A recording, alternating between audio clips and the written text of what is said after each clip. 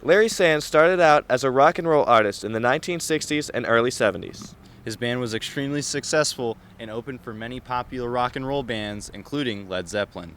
Sands retired in Aspen, Colorado, as many big-time artists at the time did, and there he decided to take up a second career in eyewear design that would bring him even more fame than his music career. I had a different vision for an optical shop. This was 1969, and there weren't optical shops. There were only doctors' offices where you would go in and get your eyes examined. I decided to change all that, and I opened what many people say is the first optical boutique that was ever opened in the world. That became known as Optical Shop of Aspen. The other musicians that were retiring to Aspen took an interest in these optical boutiques, and before he knew it, Sands was designing for some of the most biggest names in music. I had been designing some strange glasses, heart-shaped stuff, and I got a lot of press all over the world for doing that. So all of a sudden, Elton John is asking me to do glasses for him. I guess that's where my career really got kicked off. I've made over 1,000 pair of glasses for Elton John, including the ones with the big white feathers all the way around. You've probably seen those. His fame would transcend from the world of music into designing glasses for Karl Lagerfeld, the former chief designer and creative director for Chanel and Fenty. Eventually, he would take on a new project, possibly the biggest yet. The Germans from Bugatti called me, thinking that Germans should work together well. And after 1 year of discussing this, we put together a deal. I released it in Milan at the presidential suite of Principe de Savoia. Oh, wow. February the 6th. I wanted Bugatti to be released as probably the most prominent eyewear release in the history of eyewear. After all, the car doesn't have any competition. You only make 100 of them a year, and they're all pre-sold. And there's another list with 100 people on it.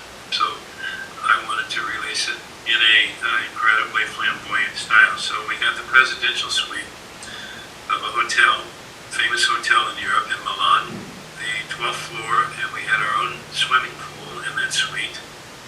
Naturally, we got a lot of press, and we had a big party, a lot of people there. Everyone from Bugatti was there, the designer of the car came. Anyway, we had a thing.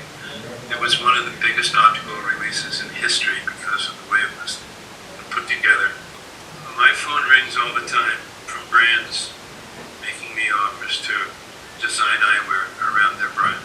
I have turned down much bigger, more famous, more important names than Bugatti.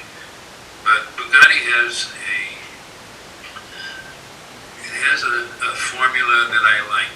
It's a very clean, tight bunch of people that run it. It's an amazing automobile that will never be duplicated. There were other brands that I could have done and I would have made a lot more money on it.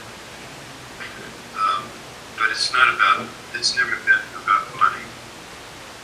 Where have you gotten some of your inspiration from, specifically, like if you were designing for, say, a big brand like Elton John or Bugatti, something like that? I think my music background is where it all comes from. I was a songwriter.